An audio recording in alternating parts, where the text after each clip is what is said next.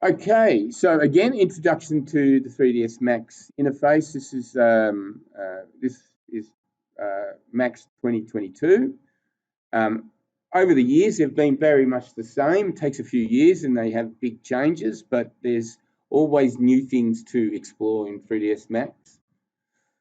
So basically, we've got all our views here. Now, we've been through all of this, so this is a refresher just to get everyone started. So we've got your, top view. By default, we have 3 wireframe views, and perspective view has a default shading on it. I'm going to put the old teapot in the middle here, and I won't go on too much about all these, making all these shapes. We've done that in the class, in the recordings before, but we're just briefly going to go over everything to get everyone's head refreshed and stuff. So again, we have all our tools up the top here, all these tools here, and then we have all these different groups of things up the top there, which basically are repeats of what you see in the rest of the program. Okay, so we start with the viewports quickly. So again, the viewports, by default, you get the 4 views. Remember that we're in 3D space. So we're looking down on the teapot here in a wireframe view. We're looking to the left of the teapot here. We're looking in a perspective view, which is a variety of angles that you can change. And in here, we're looking at the front view. All right, so we know that we can change these views, how we want to set it up. Depending on how you want to work, it's up to you. I personally just like default views.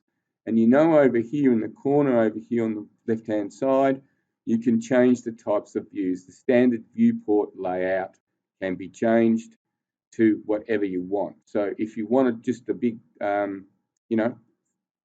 large area here and 3 smaller areas here, you can, etc. So you can change it how you like. But the quad 4 was this guy, and that is probably the one we're going to stay with. So this, again, I'll repeat, this is a quick refresher of the interface to get us all back into it again. All right. Now, the main things to remember for navigating around 3ds Max, besides the shortcuts for your tools up here, just going to be talking about these views first, and your mouse. So to create the teapot, all these different shapes have different processes of creation. So for instance, the cylinder, you drag out the radius, as you can see in the parameters, over to the right-hand side. You let go of your mouse button. You push up or down, depending on where you're going to go with this, this geometry or object, and you get the height. As you can see in my perspective view, I have only default shading on, so I don't actually see the segments or the polygons, as they might call them. It's more like segments at this stage because they're not headed polys. So in every one corner, on the left-hand corner of all your views, you can change what you need to. So if you look at your little plus sign, you can change things in here. You can bring in this thing here, like the steering wheel, which I don't use because I use my mouse. My 3-button mouse is very important to use, but that's just not another kind of view cube like this thing here. And you can put configure the viewports and all this sort of stuff. That's your little plus sign. You hit on the perspective perspective or front or standard or, top or left, you see that you have different views you can use. If you look up the top, it says cameras, and you can actually look through your camera view. You can change any one of these to look through your camera to see what you're seeing. You can even look through your lights to see what you're seeing. Long story, we won't need to go there at the moment. And you can see you've got perspective, top, bottom, front, back, left, and you can see over to the right, and I'm hurrying this through, you can see you've also got your shortcuts. So P for perspective, T for top, right? So if I hit the T, if I get out of it and I hit T in there, it should give me if it works. It should give me the top of it as well. I guess the best thing for me to do for that is to actually connect the keyboard in, and then it will work. So you can go T. Okay, so I'm in this view. I've got it happening because there's a yellow line around the view. If I hit T, it goes to top. If I go to P, it goes to perspective, still sitting in the top view. I can go F for front, and I can go left for the left view. So back to perspective view, I'm going to set that back there like that. So that's cool. Now we've done all these shapes here, and we know that we can make different, while we still have it selected and we haven't clicked off it, the parameters are still in here. We can change the parameters in here to make a different shape if we need to, after the fact if we want to. Yes, so parameters are in there, and remember that if you click off something, if I click off something and then I click back onto it, my parameters have disappeared. So I need to go to the modify panel, which is over in here in the create panel area. And the modify panel then gives me the parameters where I can change them in there after the fact. Okay? Okay, cool. So we won't need to go through all these different shapes, or as they call it, geometry. But I do want you to just realize that we have our 4 panels and we can change things. So in my perspective view, I have default shading. Okay. I want to set my perspective view that I see the segments. So I click in where it says default shading, and I ticked edged faces, or the segments, which is the faces that you see in your body, and it will sit on the outside or on top of the surface, so you can see where well, they're basically going to turn in, when we turn into an edible poly, become edible polys. Okay. Now remember the mouse movements when moving around and navigating.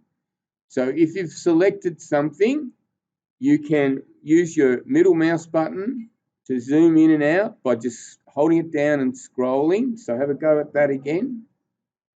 And the secret button to make everything happen, really, besides what I'm going to show you, if you hold your little middle mouse button down, you can,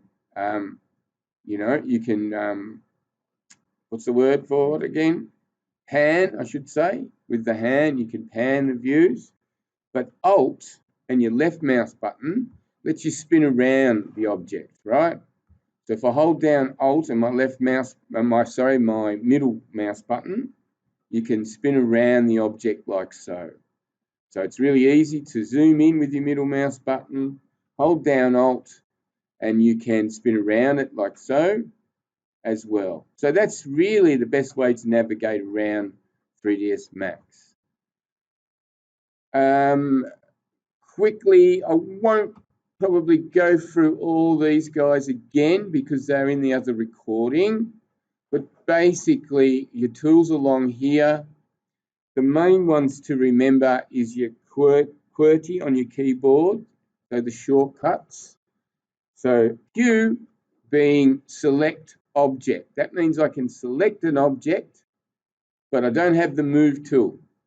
Okay, I don't see that move gizmo in the X, Y, and Z move gizmo. I can just select an object. So you're not going to destroy anything by just selecting. So that's your Q on your keyboard, which is that button up there, which when you hover over it gives you what that's called and what it does. E on your keyboard is, W on your keyboard, the most important one at all. Okay. W is your select and move. So as we've talked about in the past, when you select one of those tools, you get this little gizmo, okay?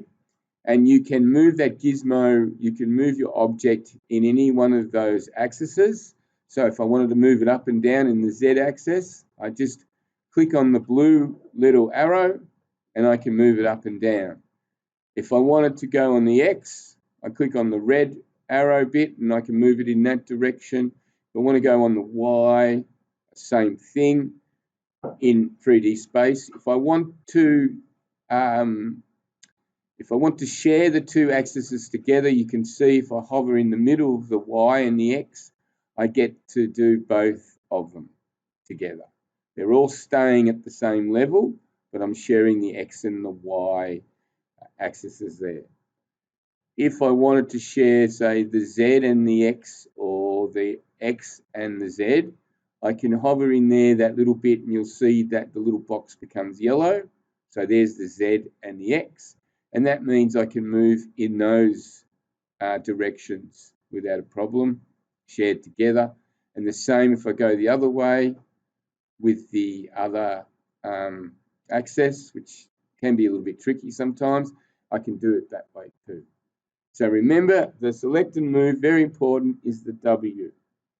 The E is your scale, is your rotation tool, and we get the little gizmo that is in ovals, which basically makes a bit of sense, because if I hover over any of those and click my left mouse button down, I can move it in those directions as well. So I can rotate these things as I wish in those different directions. The scale tool is R, and scale tool has this little gizmo like a triangular type of gizmo, and it's got the same principles. You can share everything in the middle when it highlights in that see-through yellow, and that means it's scaling everything in perspective in the same scale, or what they would call uniform scale is the word I'm trying to say. So uniformly scaling this up. But if I start to share Z and X, weird stuff happens, like it flattens out in those two directions. So it can be a bit tricky, but just remember that middle bit is the uniform scale where it won't destroy the shape of the object. You've also got a number of other scale tools underneath there.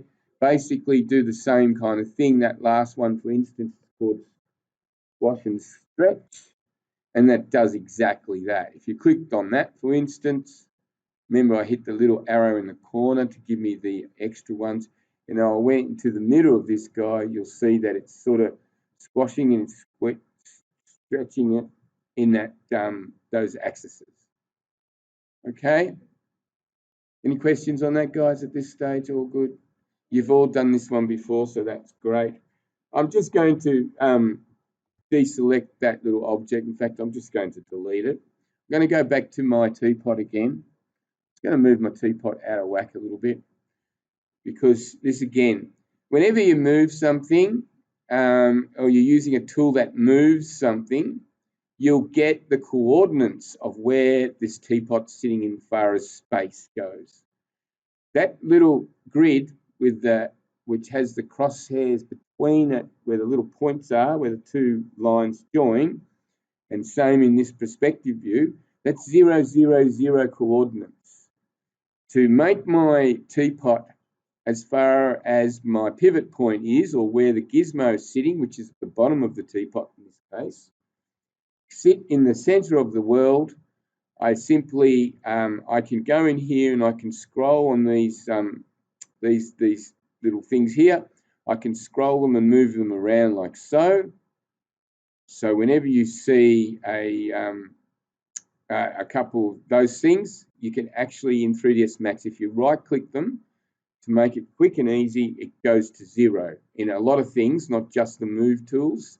So if I right-click this guy on the X, on my little spinners, as I was trying to say, I get 0, 0, and it's moved it right to the middle of the Earth, of the space that I'm using. And if you look at all your other views, you'll see you have left, right, top, and sitting right in the center.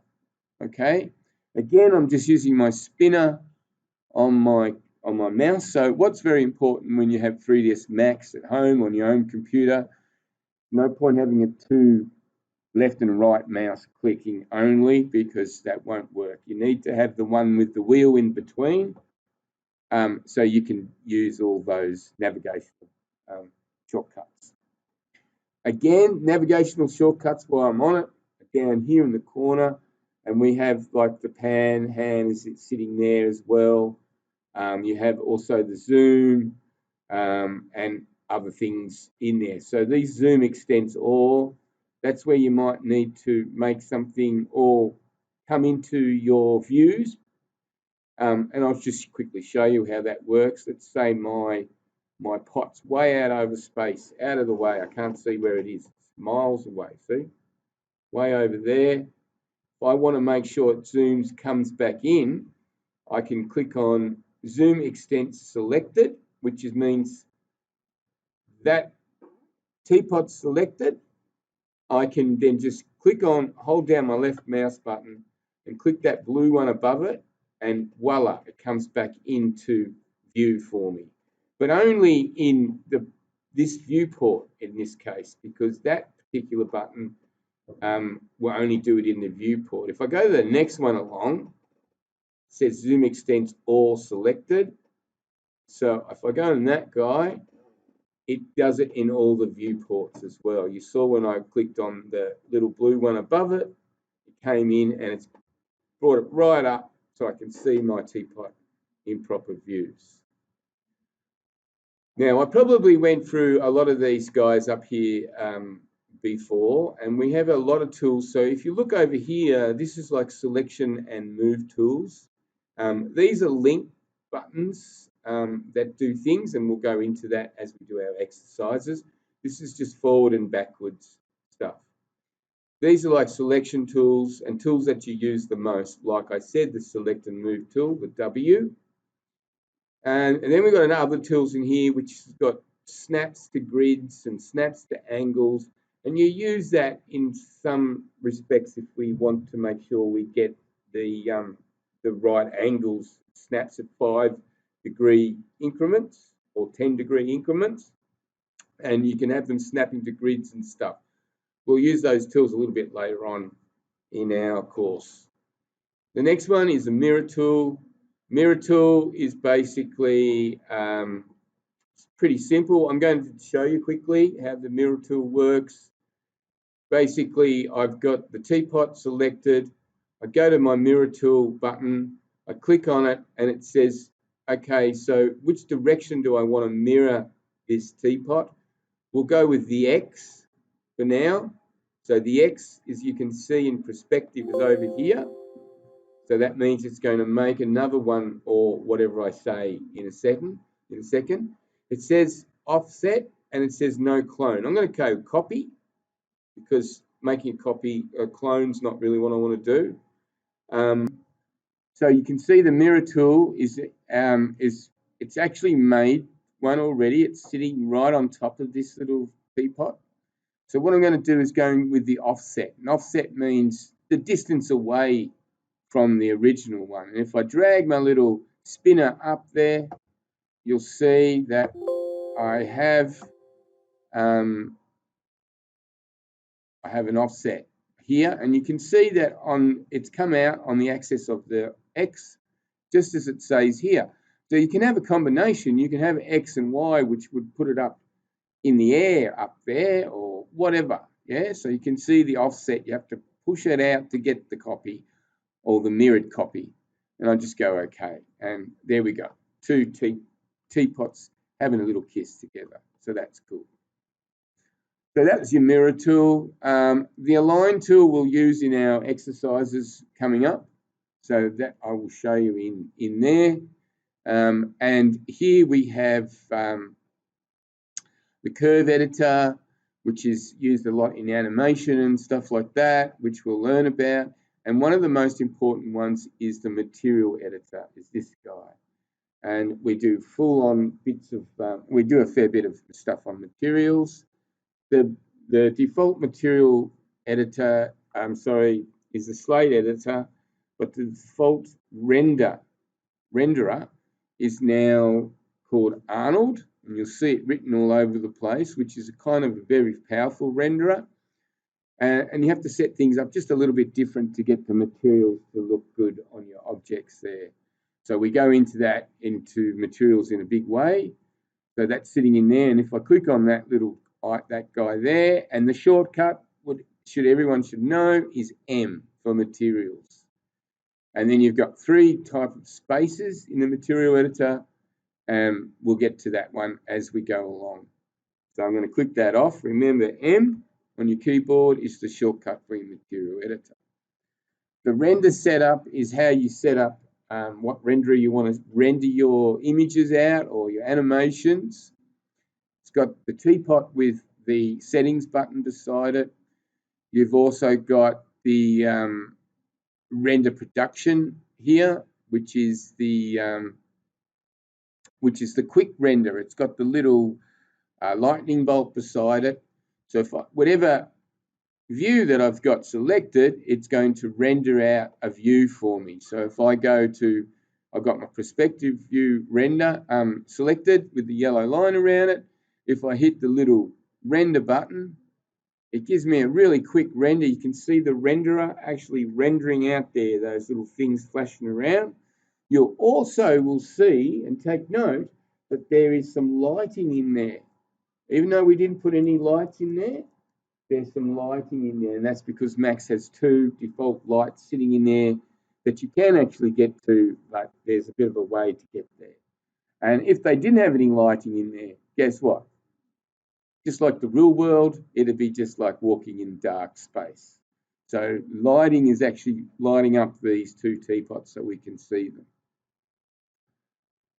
Okay, so that's cool. So we worked across here. Now we looked at the materials and the renderers, and way over here, which is an important part, is well, at the top there is the help button. So in the help button, besides all this other stuff that we will go through as we go along, and I have been through already with the other tutorial, you'll see that you can get to tutorials here. You can get to your feedback files, feedback to report a problem. Take note where these things are, because you're going to be, I'm going to ask you, observe you showing me where, for instance, is the feedback area. All right. So things to remember for that sort of stuff is, first of all, the material editor. How do you get to the material editor? How do you do the renders? What's the shortcuts for these major tools that we use? So what's the main one? Select and move. Does everyone know what the shortcut is for that? Thank you. W. So that's the way you work with that one. So there's a few other things that we can do. So, that I can show you, but I'm just briefly showing you this. Now, if I'm going to just select, remember your selection areas are over here too. You can do different types of selection. Let me just show you one. So that's your normal box selection. If I hit this one, it's like a freeform selection, kind of like a freeform selections, fence selection option called. And what that means is I can click, drag out a line, let go, drag out a line, let go, click. And you see what I'm doing? I can get around that shape, and if I finish it off like that, it should select, it already has, and that means then I can delete them. See you later. Also remember that when you're setting up, you want to get a nice fresh start to it again. You can see my perspective view grid's not sitting there anymore. Go up to File, go Reset, don't save, or save if you want to, and do you really want to reset? Yes, I do, and bang, everything comes back into just like I started. Also remember that your grids are sitting there by default. If you want to turn a grid off, and often you do, all you need to do is hit G, and grid's gone. Grid back by hitting the G again. G is the shortcut for your grid. All right, that's cool. So the other thing that we started to learn is we learned about editable polys. So I'm going to do a sphere this time. We showed you a box, but I'm just going to do a sphere. And I'm just going to drag our sphere. Because I've reset, I haven't got my default, my edged faces on, so I'm just going to put them on because I can show everyone. Also remember that all these things can be moved around. If you grab your move tool, you can actually, you sit on the corner of your views, you can drag them out and make them bigger. For instance, instead of going over to here and changing it, I can just move around in space in here. See, I can make this perspective as large as I want to. I can also, whichever view I'm looking through, and at this stage it's perspective with the yellow line. If you look down on your right-hand corner, you see there's a maximize viewport, and I can maximize that viewport by clicking that guy right up like that, or I can go back the other way. If you hover over there, it will also show you the shortcut for it. So we know that the W is select and move tool, but to get to the maximize really quickly, for instance, I want to show you something. The good old Alt and W is the shortcut to go maximize viewport. Alt W can go back to the other one. Alt W takes me to the maximize. So there's a number of ways to blow up the viewport that you're looking at. Okay. Now, we've also learnt about edible polys, and a quick look at that again. If you got something selected, you usually know it's selected because it's got a box around it. I'm just going up to my move tool just to deselect the creative panel here because I don't want to create another sphere. So I've gone up to my move tool just to deselect the options in here. There's the very important quad menu. Does anyone remember where the quad menu is and what you have to do to get to it?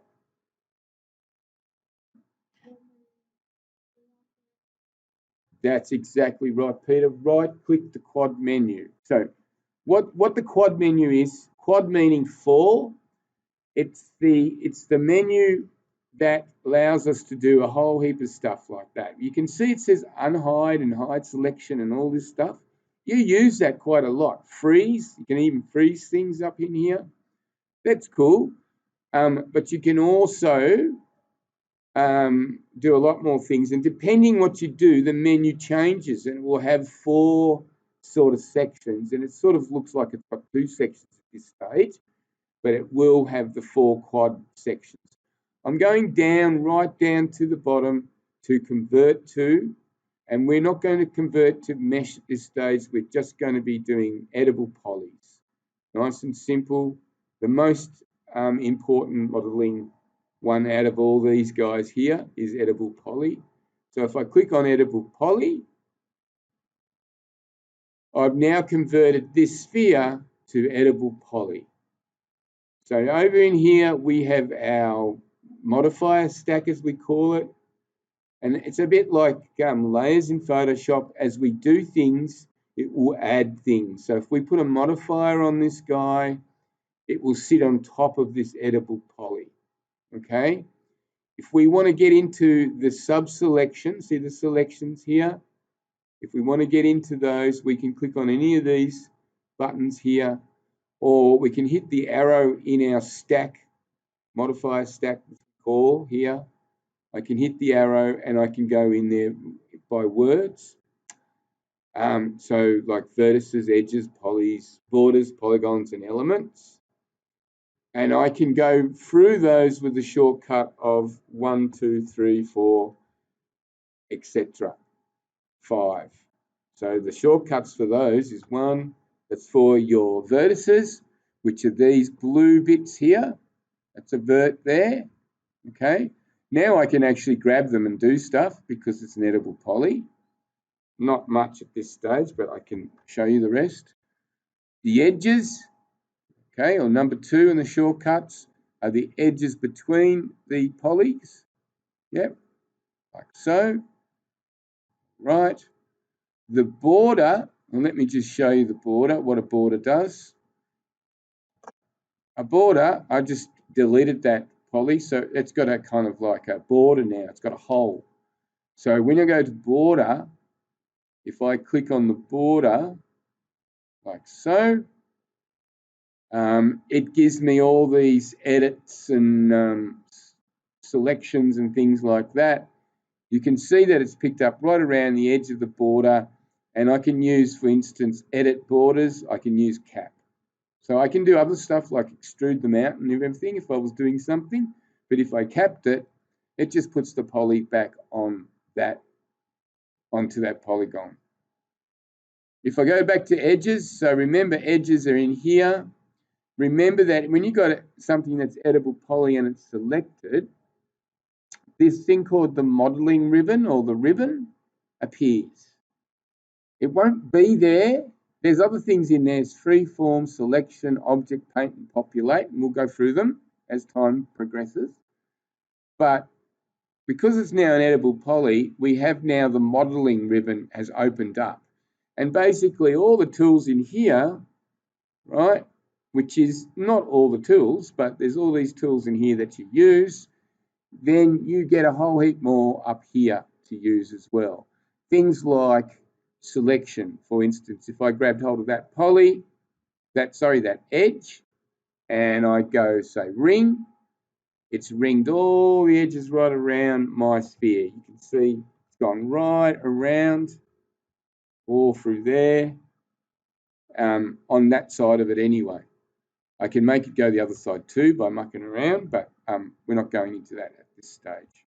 Exercises is the best way to do. You can see I've moved it by accident there as well. Yeah, so you've got edges. So remember, vertices are the points. Edges are the edges of the polys. Border is where there's a top of something that's, or a hole. We'll get the edges of that border. Border and the polygons themselves, and as you see, you can select them. Remember, you got the select and move tool. So if you do this sort of thing, oops, that's what I've done here. You can move it out of whack very easy. So you can actually use the Q, which is the select only and doesn't move anything. So that's sometimes a safe way to go. If I grabbed like that polygon there and I went up to say loop, yeah, see what it's done? It's looped it around that way and looped it around that way.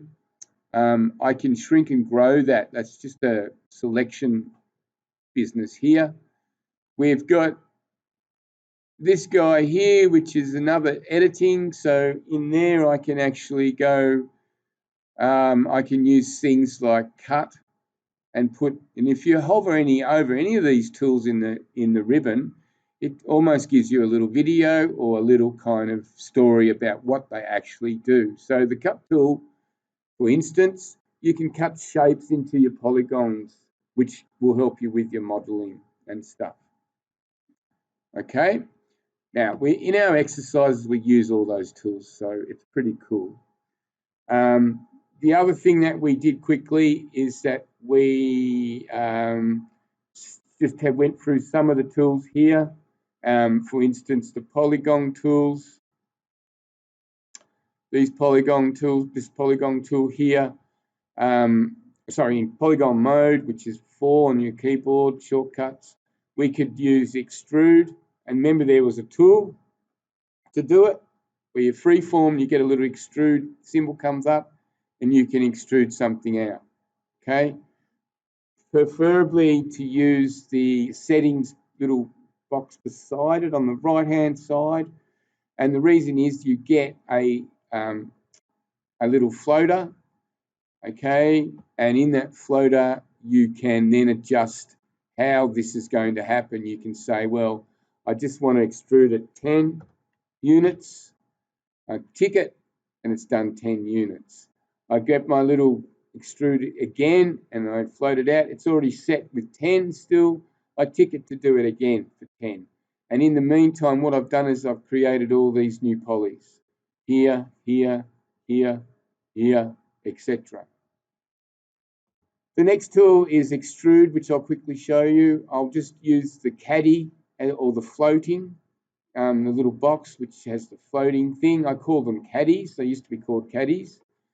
Again, the extrude polygon is there, but let me use the bevel on my little caddy, and what that does, it has two things in there. First of all, it's extruded it out 10 units, just like the extrude, but then it's brought it back in at the top, so it's made it smaller, which causes what we call a bevel. And if I grab my little spinners there, you can see I can bend them out that way. There's no point doing it like that because you're just making terrible geometry. That will cause you problems. So I'm just going to bring it out just a little bit to bevel it out so you can see. So you've got two different things. If I put in, say, -3 and hit enter, it's now going to be -3. If I grab the bevel tool again, it's now extruded it out 10 and then -3. Well, the geometry doesn't work, but it's done the same thing as what I had before. Okay, so if I went +3, I get that opposite shape to each other. And you say, well, that's cool. You can make all these funny blocky shapes, but what happens then? Well, we just have a quick experiment on this and just a quick look.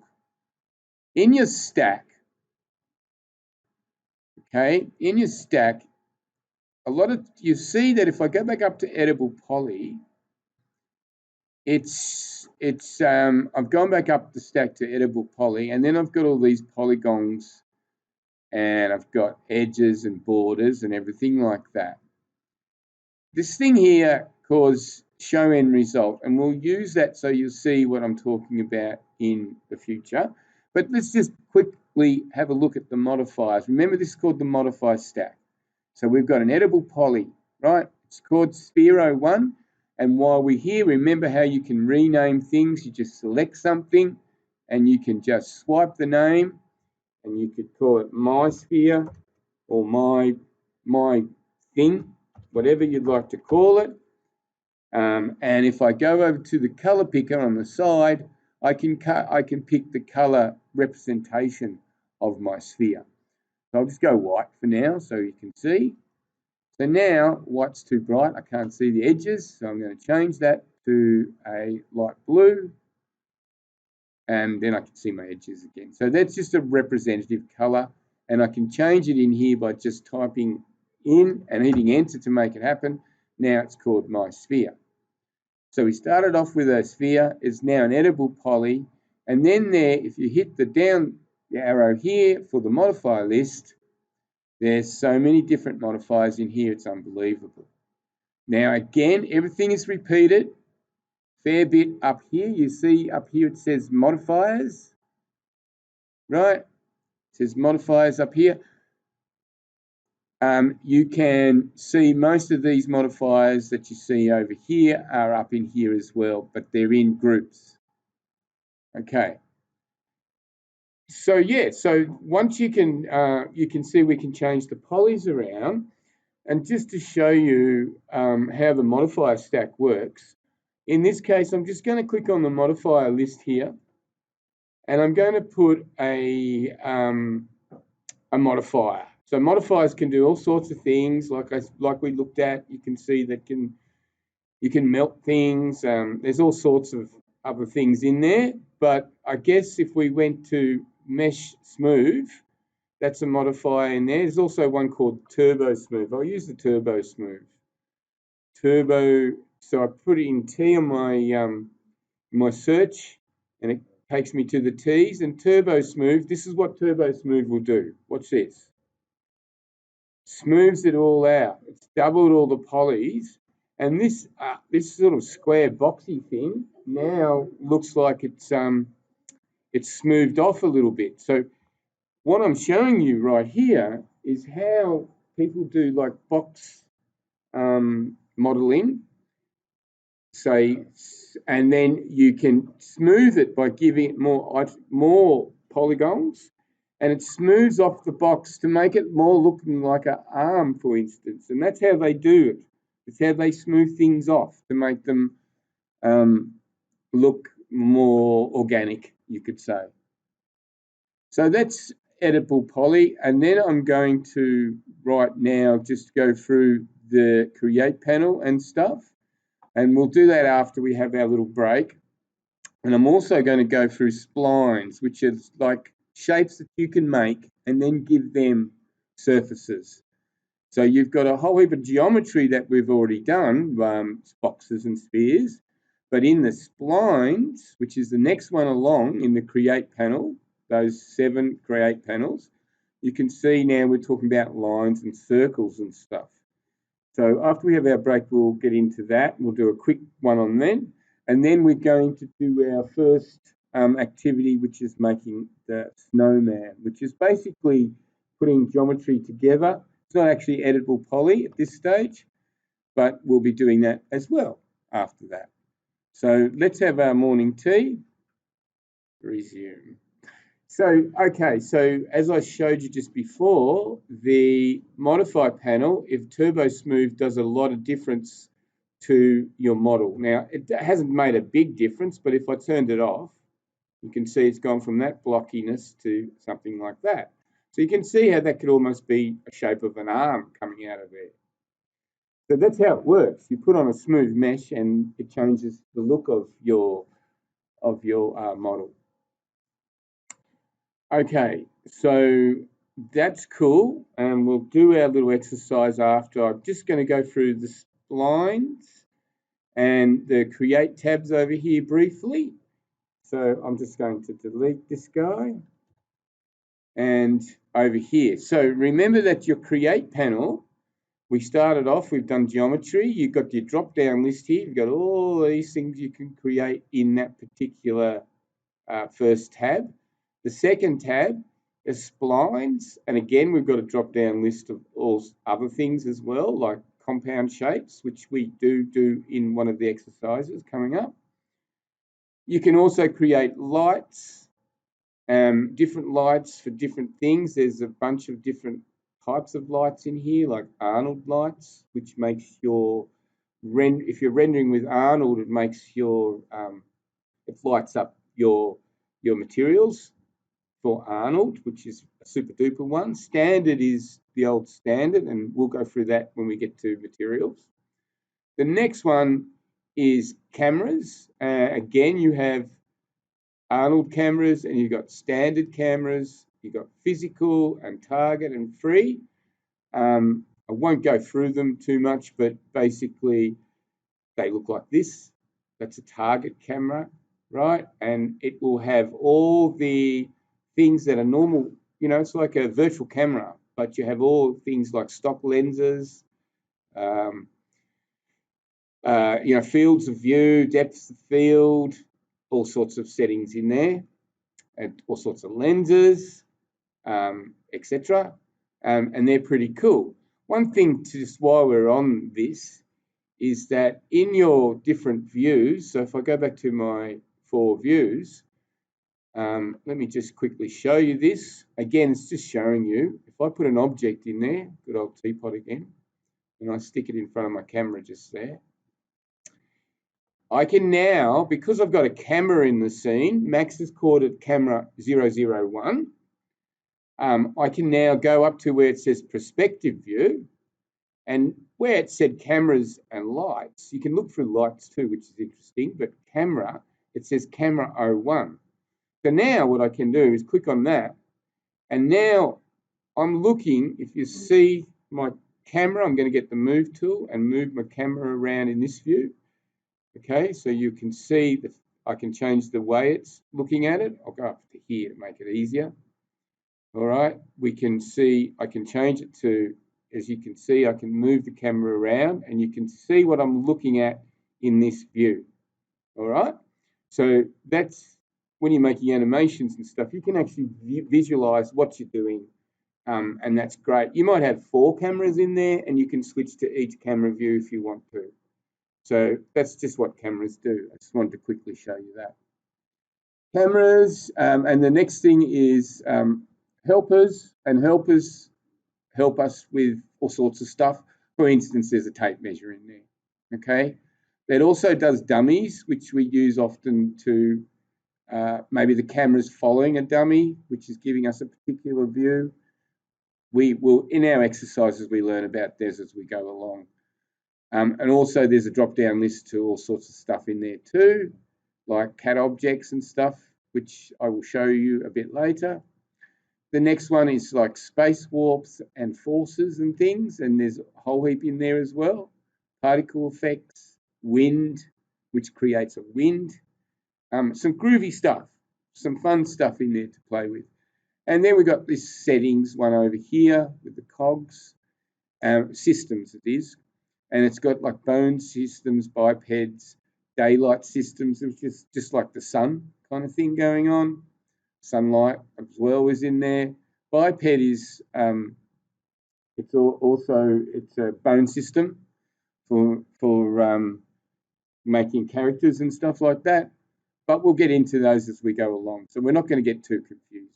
I'll go back up to my first creation panel, and I'm going to go across to the second ones, which is splines. And I'm going to delete a few things in here first.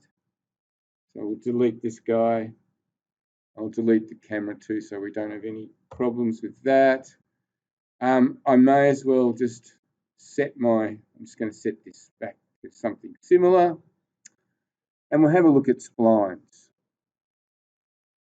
So in your splines, we still got our top, front and left view. Now remember that we're working in 3D space. So when you're starting to work with splines, it's a little bit different. If we go to, before I go to the line, I'll go to circle just to show you. Now I have gone through this with a couple of you, I think, already, but I'll just quickly show you. So circle, if you draw out, left click and drag out a circle, you get this guy, okay? You saw that was 4 points there, or vertices, just like in the other geometry. This guy here is circle. I can't do much with him at this stage, but I can start doing things by joining other objects to it and all sorts of stuff. But in this case, the line automatically becomes an edible spline. But in this case, the circle and the rest of them, we're going to have to convert them to it.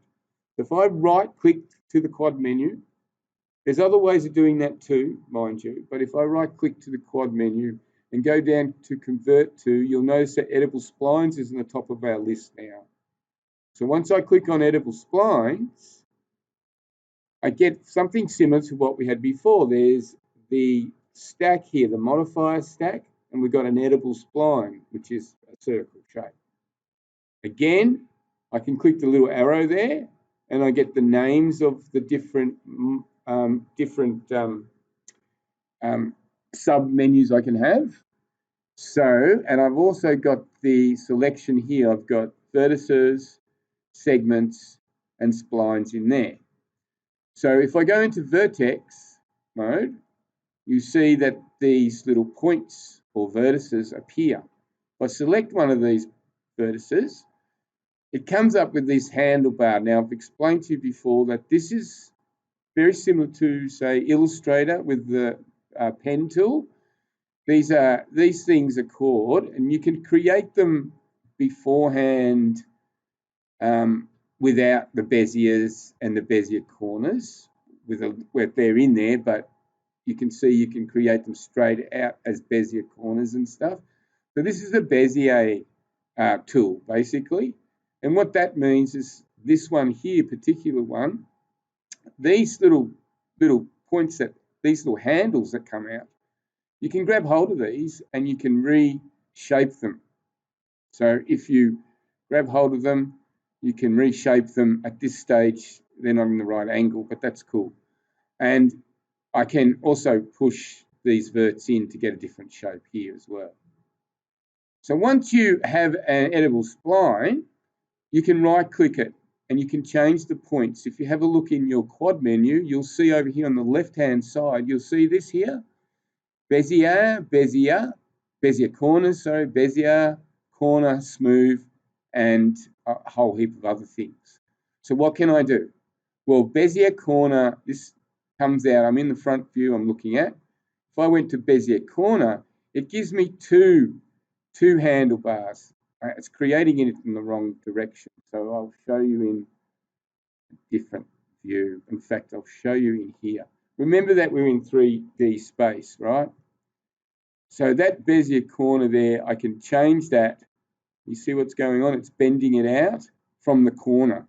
I've got two handlebars actually. I've got one up here that I can change the shape and one down the other way. You can see that I can change it in here.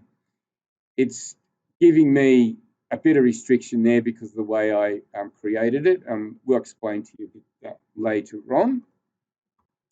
So Bezier corners is what happens. So if we come down into editable spline, it breaks it up into a few things. So let's just have a look. So if I go segments, so we know that vertex are these points. We've got segments, which is the lines between the points or the edges between the points. And then we've got the spline itself, which is the whole thing. You can see that it's highlighted in red. When I go into segments, it's between the points or the vertices. If I go into vertices, I can then start to reshape them as well, or change them around and play with my handlebars. And right, like I said again, you can right click and change it to say a smooth, which won't have any of those, and it smooths it off. So you can see it's kind of smoothed it off. So there's a lot of stuff you can do in here. Again, I'm just quickly going over it to show you. What I will show you though is one of the first things that we will do in it. So I'm going to show you how you join two splines together to make an object that you can then weld the vertices to stuff. Did I show you about welding vertices last time? You did a little bit, but it was only like very light. Okay, cool. So let me show you what we can do here. So I'm just going to delete this guy. I'm just going to go out of my stack up to editable spline. I'm going to delete it and we'll start afresh here. Okay. So just to let you see, let's grab a line, unlike all these other objects, it isn't a donut that has two shapes in it. The line is automatically an editable spline. So for some reason they've made that automatically an editable spline. But I'll just show you that quickly, right? Click, drag out a line, click again, right click to finish it off. I now have a line, but if you go into the modifier stack, you see that it's already here. It's already an editable spline and it's still got the vertices, the segments, and the spline in it. So the line by default is automatically a editable spline.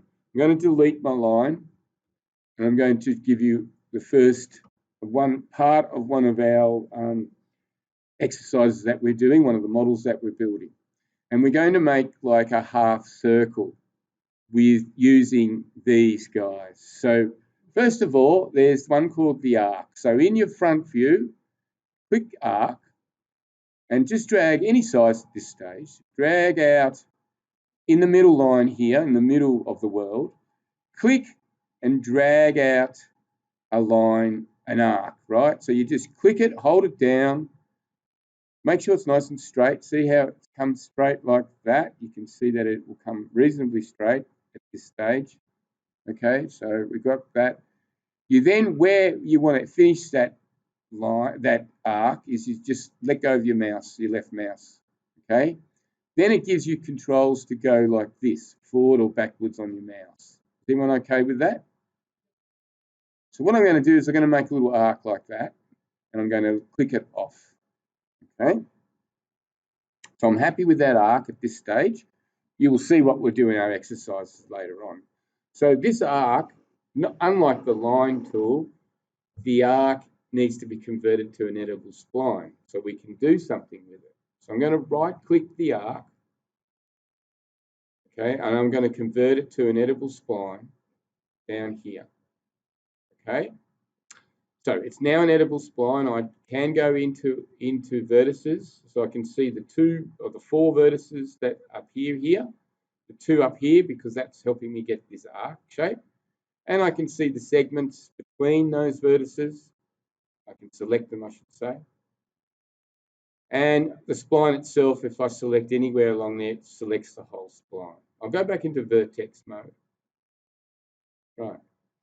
So now, so you can join things together, but you can join splines together, but they have to be the same object to be able to weld them together. Okay. Now it sounds weird, but I'll show you how we do this little exercise anyway. I'm now going to go over to my line tool, and I'm going to make a line. I'm just going to spread it out like that, and I'm going to make a line around about with near the end point of my arc here. So I'm just going to go click. I'm going to drag. It's nearly exactly on top of it, but it's not actually the same object still. And I'm going to click it over round about where I want it to be. Okay, I let go of my mouse. I'm sorry, I'm going to click it. And then I right click to finish it off. Okay, now let's just have a look at this for a second. These are two different objects, and I know they're two different objects just by the way they're coloured. One's purple or blue, and one's a white line. Okay, so I'm going to go back, even though the line is, I'm just going to go back to the arc. So I'm just going to get my select tool. I'm going to select the arc. So now the arc's selected in here, right? And I want to go to my modify panel, and I'm going to go into vertex mode because I'm going to do some, before I go into vertex mode, I'm just going to show you something. So they're two different things, but I want to start to weld these two vertices and the two vertices here together to make this half circle. So while I'm in the arc, I'm going to go down here where it says soft selection. That's pretty cool. But where it says geometry, I've got a couple of things in here. I've got create line, attach. I can actually create a line here that would make it the same object, but I'm going to go attach. So I've got the arc selected, and I'm going to hit this button, attach. So I'm going to attach the other object so I can start to weld them together. So if I hover over my line, you'll see that it's sort of giving me a little sample that I've got a circle and then it's going to become joined together. You see that little emblem? If I click on that line, okay, that line is now part of the arc, yeah? You can also see it's the same color, all right? So they're now the same object. Even though they're not joined together, they're still the same objects, which will allow me to do what I'm about to do, okay? So then I'm going to go back into the vertex mode of my arc, and I can see the points here again. I'm going to just turn off attach. You have to turn it off, by the way, by just clicking it. Otherwise, you'll be attaching all sorts of strange things. All right, let's have a look. So I'm just going to roll this back up to the top here so you can see where it says selection. And you see where it says display here. It shows your vertex numbers. You can change that to be bigger, but if I click on that, tick that, if you look very closely, you can see, you've got to look right up, that there's one, and that's got another number in it, which I can't even see. And then over the other side, they've got little tiny numbers there. Now, you can make that bigger to see it if you want. And I actually made a little bit of a boo-boo on my line here, but it doesn't matter. So that's 2, and that's 3, and there's 4 and 5 points all along there. You don't have to have that on to do what we're about to do, but I'm going to tick it off just for the purpose of it, and tick that off. So what I want to do is I want to join these two vertices together, regardless if I made my little boo-boo here with the curve at the end of the line. So what do I do to do that? Well, if you have a look down here in your geometry, first thing I have to do is select both of them. And it says basically edit geometry. You'll see in here a thing called weld and a thing called fuse. Fuse will bring the 2 points together, but they won't weld together. Okay. Interesting enough, it will still be able to put an extrude or a surface modifier on top of this, even if they're fused together but not welded together to become one vertex. So firstly, I'm going to do this to make it simple. I make a box selection over both the vertices, They go red, okay? You're still seeing the handlebar here because it's a bezier. That doesn't matter. Don't get confused that that's any part of the geometry. That's just a handle, right? So I often used to get very confused with these here, thinking it's part of the geometry. It's not part of the geometry, it's just a little handle. Go back to our vertices. We've selected both of them. Click fuse and see what happens. It joins them together. It doesn't fuse them together. It does fuse them together. It doesn't weld them together. There's still two numbers in there. I can check that by just going up to my selection area in my properties. And you see here it says, what's it say here? Under the display, 2 vertices selected. Well, we don't want that. We're going to make 1 vertex out of that. So I'll go back down to here and I'm going to go weld.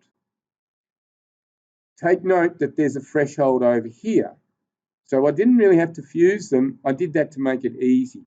But this threshold here is the distance between the 2 vertices. I can make that higher and greater that they find each other, so I can weld them together. You understand that, everyone? So when I hit weld, right, voila, that 1 vert that we saw in there, it's got 2 handlebars in there, a little handlebar in there too, that doesn't matter. But if I look up here in my selection, here, it says you have 1 spline selected, that's the whole arc, and vert number 4 selected. So now that is just 1 vertex. It's joined together. So you're making a new shape out of 2 different shapes. So let's go back over to the other side, because we've got to do that too. If we have a gap like that in between, we won't be able to make this shape, put anything on this shape, put a surface on it. So I'm going to do the same thing. I'm just going to come in here, select those 2 vertices. If I fuse them together, it will bring them together.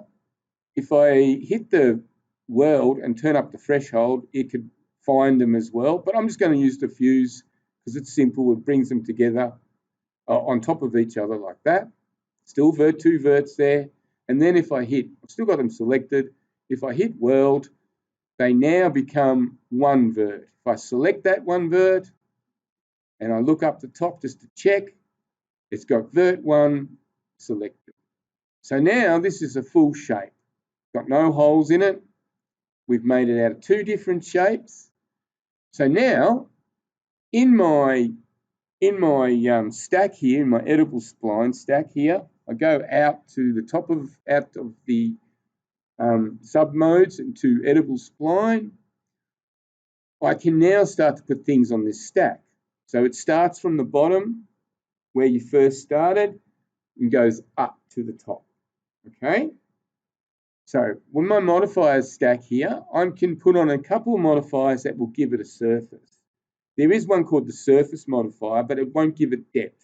It just makes it like a plane, right? And that works, that's fine, if that's what you want.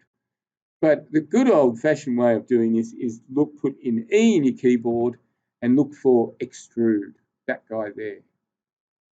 Okay, if you click on that, you're not going to see it in your wireframe modes because they're in wireframe mode, those views.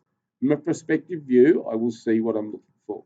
So if I press extrude, voila, in my perspective view, okay, remember they're in wireframe, so you can't see it. I have now this half circle or arch or something in here with a surface on it. I've also put the modifier on it. I can come into the parameters of the modifier. Again, if I click off it, I can come back to it through the modifier panel. And I can say, make it, let's say 10. Okay, you can just use the spinner if you want to, put in 10. And now it's become a 3D object. I've got depth to it as well. Okay, so I have depth to my object as well. So in one of the chutes, you're going to make the top of a treasure chest, which is a rounded sort of top to it. It's going to be probably, I think it's about 100 units, and it will sit on the top of your treasure chest, okay? And that's okay for now. So you can see how we've turned an edible spline, put an extrude on it, and it's now become a full-size bit of geometry. Interesting enough, I can actually go to the modify panel and put another I can turn it to an edible poly from this as well, which makes it all edible as well. So you can actually do that in the modify panel as well if you want to. I can even right-click it and convert it now to an edible poly, and now it's an edible poly. Everything else has disappeared though. So that is an edible poly, which means I can come into here and start to play with the polys and add more polys and do more stuff. So you're making your own shape basically from the spline. I'm going to go back a couple of steps to my edible spline. So in the stack, you see this little test tube underneath here? If I want to come back down the bottom of the stack, but I want to see what the end result with the extrude is still there, but I might want to work on a vertex or something. So have a look at what I'm doing here. See that at the top here, it's got here, it says show end result on or off.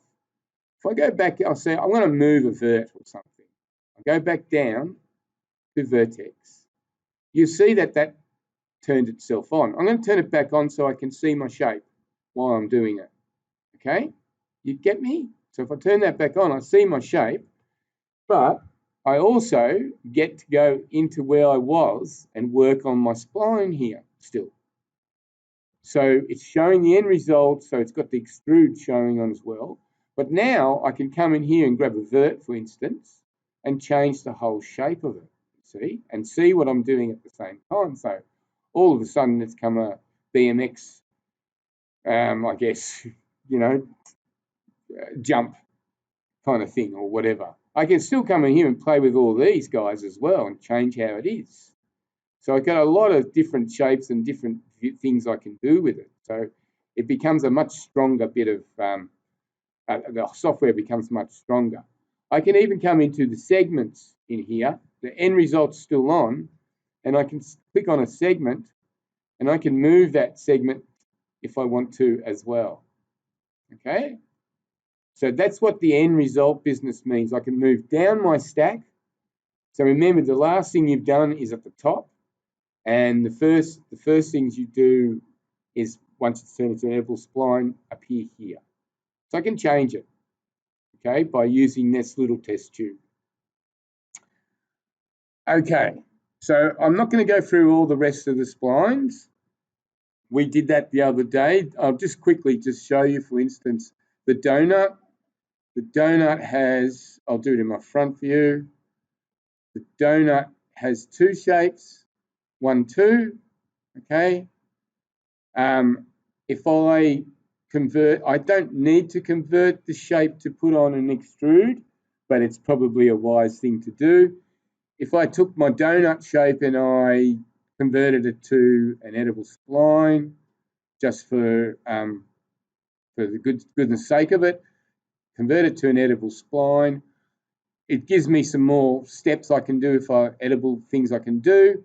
If I put an extrude modifier on it, like so, all right, it's extruded. It's a little bit different. It's extruded just down this way. You see that? Like so. It hasn't made the surface in through here. So different things happen. I've moved myself out of whack here as well, so I'm just going to go back to front. Okay, so just going to quickly show you that there's a couple of other shapes in there that do things. Okay, delete all those. We're going to start on our snowman, and we should get this done, so in good time. What I'm going to do just is I'm going to reset everything. So I'm going to go File, Reset, Don't Save, Yes, and we saved our file back to where it is. So our snowman. Yeah, so this little exercise, we're going to save this exercise as well. It's just a little exercise to show you how you get around, and then after that, we're going to do an edible poly exercise when we get the time to do it. So So back to normal here. Remember, before I go on to the shoots, I'm going to repeat something again. If I get a sphere, and I'll just show you, sphere, okay. Anything that you move and hold down shift, you can make a copy of it, all right? Anything that moves it. So what's considered to be moving is select and move. Rotation is actually a move too, and scaling is a move as well. Okay, so we're going to start off, I'll just quickly show you that. I hold down shift and I grab my move tool and I move my circle out to the left or the right, I should say, and let go. I get this little thing saying clone. Well, we want to make a copy, not an instance or reference, copy. And I can say to it 1 or I can say 10, which gives me an array of the same distance of 10 spheres. So if I hit 10 and I go OK, you can see what's happened. I've got 10 spheres, just like that. Okay, I'm going to Control Z back that, because we'll go back to our exercise. Okay, so let's say in this, I'm not going off the little tube, but let's just imagine that we've got our sphere. Now, what are we going to do? First of all, I need to go into the modify panel because I want to change the size of the sphere. So in my modify panel, I'm going to make the radius of the sphere 50. So if you do the same, okay, and while I'm at it, pops right up. It's not in the center of the place, but for the moment, what I want to do is select my sphere, okay, and we're going to use a representation color of white to represent snow. It's not material, it's just a representation color, but it helps us with this little chip. So we got our sphere. I'm going to call it body, okay, because it's going to be the belly of our snowman, or you can call it belly if you like, but I'm going to call it body. And I'm going to hit the little color selecting tab to the side of it, which is, in my case, it's a greeny color. And I'm going to use the good old black one there, sorry, the white, to represent snow. So now I've got my body of my snowman, it's white, and that's the starter file. But what it's not doing right now, it's not in the center of the world. I want to put it in the center world, the rest of it becomes easier. So what did I do to do that?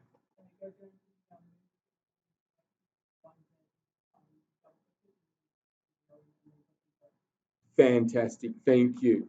So you can actually do that. Remember too, the tools have something to up in it. So the select and move tool has, if you right click it, has a replication of this in some ways. Where it is in the world, absolute world is here. So you see that the numbers are exactly the same. With Max, if you right click any spinners, it should go to 0 or 1, depending on what you're doing. So I can do that. I can do it through here. See, I can right click the spinner and it's moved to the center there. I can right click this one. But what I'll do is I'll right click this one down here to show you as well. Okay, one there, and that's it. I'm in 0, 0, 0. Or my pivot point of my sphere is at 0, 0. So if you look at the wireframes, you can see that pivot point sitting in the middle of the sphere in this case. Some other objects, the pivot points sitting on the bottom. Those pivot points, I'm not sure if you heard that, we're here for the class. We can change those pivot points as we like up in here, and we'll do that in another exercise to show you. So you can bring your pivot point down to the bottom if it makes it easy to do something. In this case, it's fine where it is. So what we're going to do now is I've got my wireframes showing as well. I should put my default shading on. We'll put edged faces on there so I can see what I'm doing as well. We're in the center of the earth, center of our earth, our world. What I want to do now is I'm going to make a copy of this guy and push it up to be the head. So we made the belly at 50. What do you reckon the head should be? 30? About 30. So how can I do this without, you know, making it a good shape? Well, remember I said that the scale tool helps us move. It moves things too. While you scale things, it's moving. So I'm going to get the scale tool this time. And I'm going to uniformly scale in the middle there where it's highlighted in that soft yellow. I'm going to hold down Shift, okay, and I'm going to scale out. Once I get the tool again, hold down Shift. I'm going to scale towards me. I'm going to drag my mouse towards me, and look what's happening. I'm getting another sphere appearing inside this guy. So I'm going to make him around about the size I think he's going to be, and I'm going to let go. Okay, and I'm going to say to this guy, yes, I do want a copy. I'll go with that for now, one copy. It's made a copy, so guess what? It's going to be the same color and everything at this stage. It's also called body 01 at this stage. So what am I going to do to make his head? I'm simply going to get my W tool, my move, and on the Y axis, I'm going to drag him up to sit somewhere. It's still saying the radius is 50 because it's made a copy. That's not correct, really, is it? So I'm going to drag him so he's just touching inside a little bit of the body because it's just shapes we're doing at this stage. So I'm going to sit him just about there. Okay. So now I still have selected. I'm going to call this guy the head. Okay. And the radius in here, I'm going to click it because it's still saying 50. I want it to be 30. That's a bit of a glitch, actually, that it still said 50. 30 is too small. So that is a bit of a glitch if you think of it. So just have a guess what you think would be good for the head. At 50, so that's actually a glitch, right? Because it's made scaled down, but it's still got the same units in there. But it's okay for this particular exercise. We're happy with that. So we've got a head, it's named head. We have a body, it's named body. So now we're going to give this guy a, remember too, in your wireframes, I can actually go up here where it says wireframe, and I could say, give me some default shading as well, and give me some edge faces. So it's basically showing me the same in the true front view. Okay, I might even turn off the grid so you can see it better. Okay, so I've turned off the grid. So we've got our two bodies here. So the first thing we're going to do is on his head. I'll zoom in. So this is the same thing you're seeing here in the perspective view. I'll just put it on an angle so you can see. And I've got his head here. I'm going to work on his head here. So I go in over to my create panel, and we're going to make a carrot for a nose. All right. Now we want it to stick to the surface of this sphere, right? And I'm going to just put it, I'm going to create it from the middle, but I want it to create and stick to the surface. So there's a couple of things in there. What shape do you reckon we should use for a carrot? Cone is perfect one. Okay, so we go cone, you guys are right. And you see just above cone and box, you see this thing called auto grid? See auto grid here? If you tick that, it will, if you have a look at your little gizmo now, you can see that it's following the topography of the sphere, right? You can see it's moving around with it. And that means, remember that there was always a couple of things you had to do to create these shapes. Somewhere in the center of his head, I'm going to draw out the base of the cone. Remember, you can change it all later. And if you look on the left-hand sides, you'll see that it's stuck to his head, the base of the clone. So I've done that. All right, I'm going to let go of my mouse, and I'm going to push up to make him into a size of his nose. So I'll make him about, say, something like that. And then when I'm happy with the sort of length I want. I'm then going to click again. Doesn't matter where your mouse is sitting. And I'm going to bring it back in to make it into that kind of cone. Not a complete point, because the carrot's been eaten at the end, you could say. Okay? There we go. Now, I'm going to click off the cone, right, by deselecting, by just hitting my W key, and it deselects it. So I don't want to make another cone. While it's still selected though, while it's still got the gizmo over it, I'm going to also go and change the name of it and the color of it. So what are we going to call it? I guess we're going to call it a nose, hey?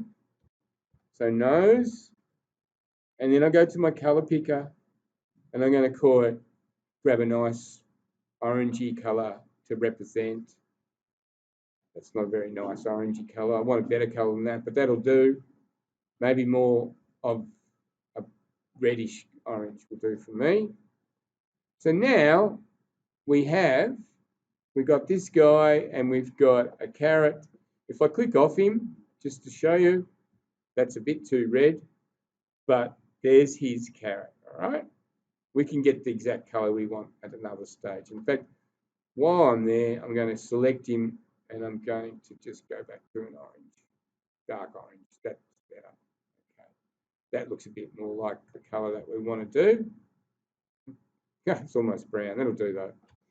All right. So that's one thing. So the other things we're going to add to our snowman is we're going to add the eyes. Okay, and this is where we might use the mirror tool as well. So again, what would we use to make the eyes? So in this case, we've got two spheres. We've got the geosphere and the other sphere. The good thing about the geosphere, we can use it, okay, it's sort of like a mesh. But the good thing about it is that you'll see down here, instead of putting in 180 degrees like we could with the sphere, you can just tick this thing called hemisphere, okay? And that makes a half circle or a half sphere, all right? So by ticking that, it makes half sphere. So if I go up to, I've got auto grid still sitting on, so make sure that's checked on. And I'm going to take a guess in this case. I'm going to draw out an eye around about here, just one. So I'm just going to draw it out. All I have to do is drag it out for the size because it's already a half sphere. And while I've dragged it out, I'm going to, in my case, I'm going to make it 4 units. By hitting enter, I now have 4 units. I'm also going to, I'm just going to turn auto grid off, and I'll leave it on for a second. I'm also going to change the color of this eye. So I'm going to call it eye, sorry, got to learn how to spell, don't I? I01 will do for now. I'm going to change my eye to a different color. Now, I saw, Alex, before you did two of them and you put the eyeball inside it as well, which is fantastic. But we'll just keep it simple for now, but that's really cool that you put an eyeball in it. But this is like a very simple exercise just to see how these things work. So I'm going to change the eye to a black, okay? Could be any other color, but we could say blue if you want to, but I'm going to go black, okay? So I've changed him to black. So now because it's highlighted, you can't see, but it's black. That's cool. All right, I've still got my auto grid on. It's probably a wise thing because what I'm going to do now is, it's all white because it's highlighted still, is we're going to use the mirror tool to cheat the other eye over here. So what do? We make a mirror and we'll mirror it on the X to come across this way and around about where it should be. Should still stick to it as well. Can get a bit wacky, but I'm going to go up to while I've selected eye number 1, I'm going up to this thing called the mirror tool. And on my You can see the direction of my gizmo. X is over this way. So I'm going to keep with X, not Y or anything like that. Y would make an eye down here somewhere, you see? And Z would make it into it on the other side. So we'll go with X, which is the default setting. And with my offset, I'm going to use this spinner here to spin out the second eye. Hang on, Control Z back before I do that. Just remember not to make a clone, no clone. See how it says no clone? You got to make sure it's a copy. Okay, so I've already spun it out a little bit, and I'm going to move it across, and I'm going to take a guess. And this is just a bit of guesswork for now, that the eye probably should be sitting around about, say, there. So when I'm happy where it is, I click OK. All right. And I can actually click off this guy if I want to, just to show you that I'm now in my perspective view. I've got two eyes. They're both cling to the skin of, or to the body of our snowman. And that's a good start. Okay. So we're going to put 3 buttons down the center. Remember, I'm working in the true front view here. It makes it easier. You're going to put 3 buttons down here to represent the buttons on his shirt, which is a lot of rubbish, but it doesn't matter. So I'm going to go up to my geosphere again. I'm going to use the same type of shape.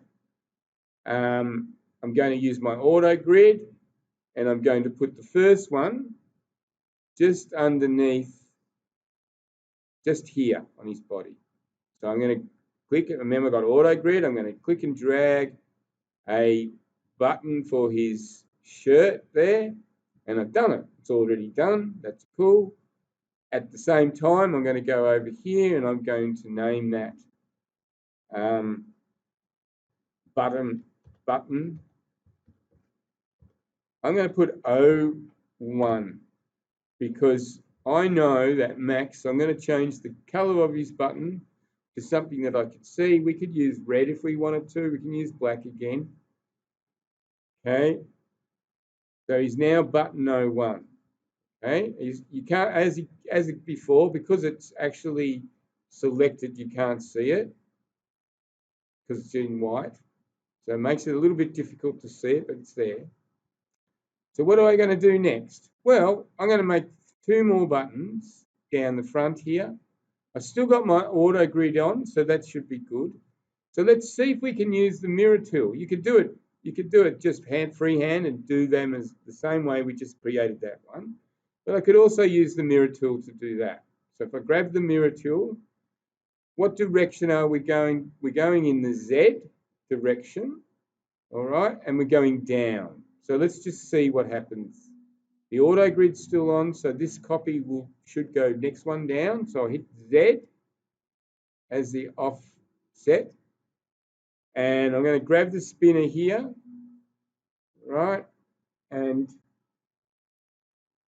I'm going to drag this guy down to there. And I'm going to hit OK. I think I should have got that phone call. And what have we got? Has it made a big mistake? It probably has. I'm looking at it on the other side. Something's not right. Okay, so it angled right in. So that didn't work that well because it's sort of like the geometry. So I'm going to Control Z back. Sorry, guys. And basically, I'm going to just draw it out manually because of this. It's all about sticking to the surface more than anything. So I'm going to drag this out manually to make this work for us. And to do that, I need to, I'm just going to do the same, repeat the same process. Geosphere, okay, geosphere, auto grids on there. I'm going to drag out one in the middle of his belly, okay, like so. I'm going to drag it out, and I'm going to try and get around about the same size as my original one, and that's cool. I'm just going to the modify panel, and I'm going to drag the radius down to around about the same. Remember, we're just making this snowman. Could be all different sizes. The color of the this sphere will be black. We're going to go with black. We're going to call it button 02 and hit enter. I'm going to click off it so you can see the button. It's a bit different in the size. You can change that later on. I want you now to do the third one down here together. And then we're going to put a hat on this guy. So, okay, so you've worked on the buttons and you're having some fun. That's cool. How do we get the hat? So I'm going to show you how to do the hat now. So we've got to think about it. First, it's a top hat, right? It's an old-fashioned top hat, which is kind of traditional, I suppose. So what's it made of? The shape of the hat is kind of made out of two cylinders, the base of the hat and the top part of the hat, whatever you call that. So how do we do it? Well, in this case, because we're in 3D space and I don't want to move things and find it really hard to do, I'm going to work in my top view, in my wireframe in the top view. Why? Because when I create a cylinder, I can create it straight away in the center here and lift it up to sit on top of his head. So if you look up here on the board, everyone, if I grab cylinder, okay, I'm going to turn off auto grid. I don't need that at this stage. So I've got cylinder on and I'm going to drag in my top view. And what's it going to do? It's actually going to make the cylinder right on the bottom of him here. And we're going to drag it up. So I'm going to drag in here in the center of my sphere. I can see around about the centers there. I'm going to drag out the rim of his hat. And he's going to be a little bit bigger than his head. He needs to cover for, you know, shade purposes. So just a little bit bigger than his head that I can see. I'm going to let go. That's the first movement of your cylinder. And then I'm going to push up and give it a little bit of height. Just anything for now is fine. That's cool. All right. So while I still have it selected, what do you reckon tool I should need now to move it up? Move tool, W.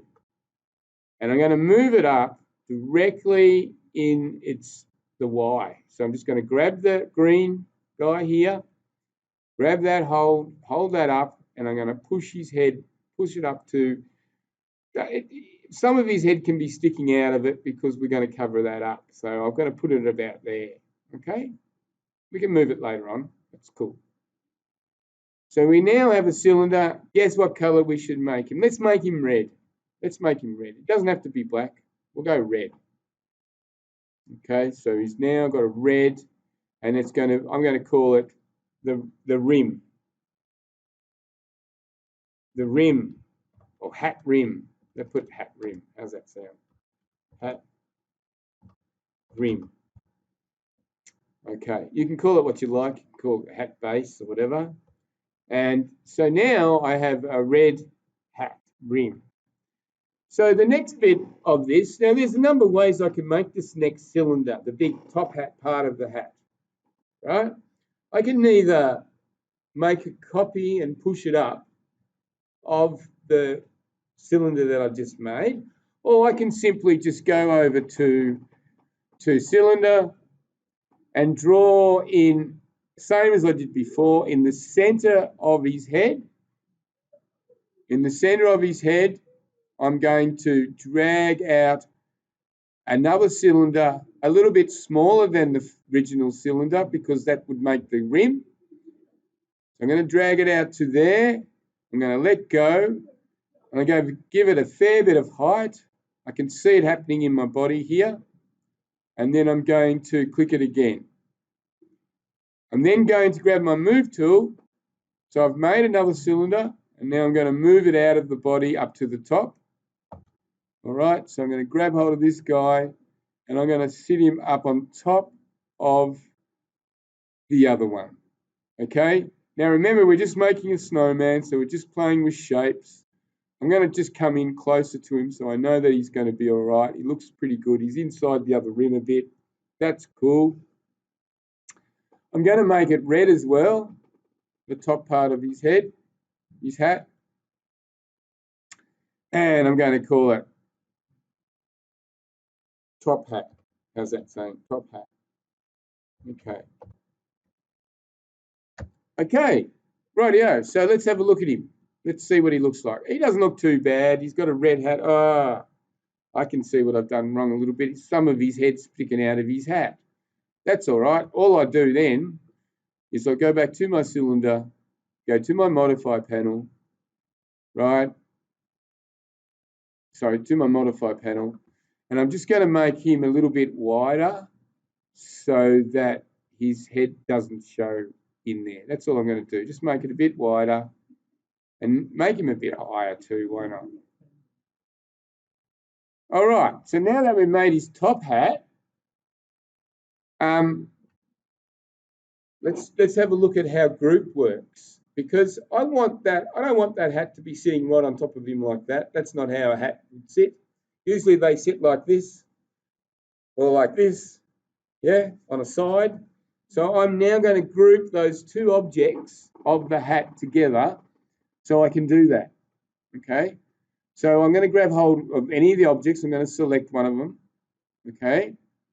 I'm going to hold down Control, and I'm going to select his brim. You don't want his head, just his brim of his hat. So I've got the two things selected. I go up to here, group. Remember that group was up here, up the top here. Okay, I click on group.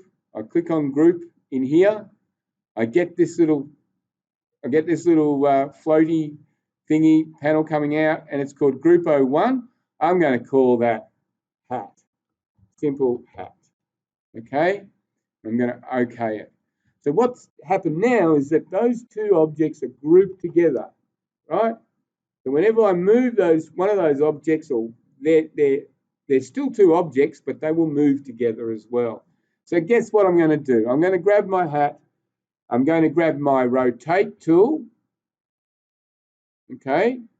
And I'm going to slightly, just on the outside, I'm going to rotate his hat over just a little bit like that. And because he's rotated like that, I'm going to just grab my move tool and just shift him over a little bit like that. Okay? Done. There's the snowman completed. It has one group on it, which is the top and the bottom of the hat. And all the rest are all individual objects. We can also group all of them together. We could group the two bodies together if we wanted to and call them, snowman.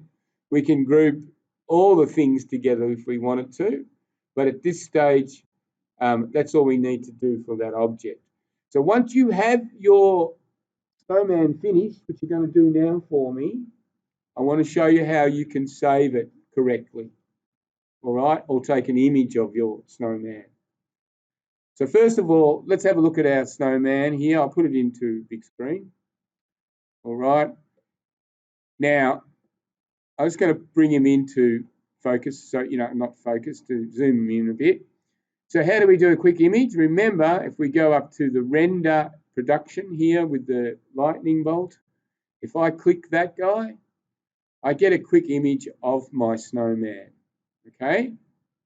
And you can see the renderer going. How do I save that as a JPEG? Simple. Over here, it's got save image. Okay, click on that.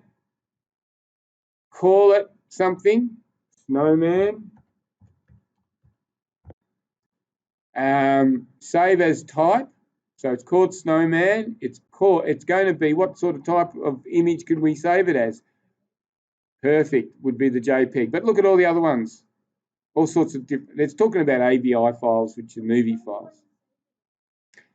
Hey, there's a little save button over into the corner. I'll come and show you, hang on.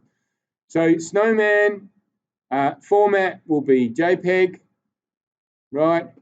Where I'm going to save it, this is my little searchy area. I'm just going to put PC. I'm going to go desktop, sorry. and then I'm going to save it on the desktop. It's overriding. I've already got one saved there. That's all right. I'm just going to go yes and OK. So I've saved the image, but what about the file itself? I'll come over in a second to help you. So I've saved it as an image, but now I want to save the working, the 3ds Max file. So I go up to File again. I'll go Save, or Save As in this case. Okay. And I get this. Now you notice down here, so I'm saving it as a .max file. You'll notice down here it says Save As Type .max file. There's also the back compatible stuff. There's stuff from before that you can save it, so you can open it up in those ones. But in this case, I'm going to call it Snowman. Okay, and I'm going to save that on my desktop. I've probably already got one saved. Saving my Snowman on the desktop. I'm going to go Save as a 3ds Max file. All right, so now I have my 3ds Max file here. Okay, so I've got my Snowman saved in here. So I can click out of Max if I want to. Bye-bye, Max. Good night. And then I can open up this one and it saves me where I was. There's a little plus sign beside the Save As, which is the best way to save things as you're developing something. So that's a good way of saving your work as you're working along. And we will do that in the next one, the next shoot as we go along.